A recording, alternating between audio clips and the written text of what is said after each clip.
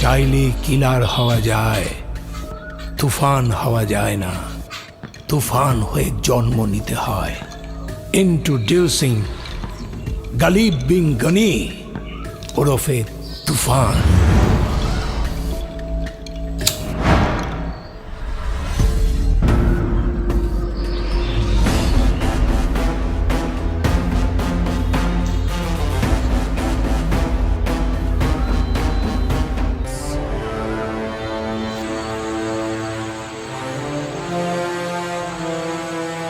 অনেকদিন ধরে শুনতেছিলাম আমার মতো নাকি কাউরে দেখা যায় এইখানে সেইখানে, কিন্তু আমি তো এইখানে।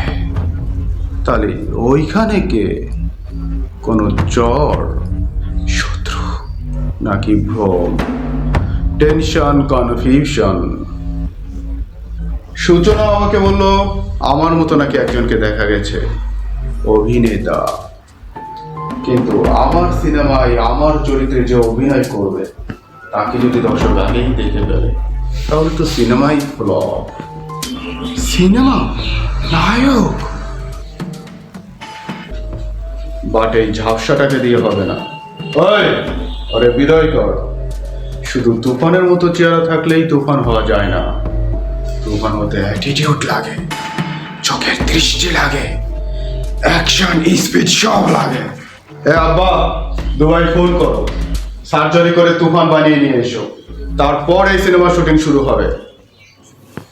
বিদায় করো ওকে।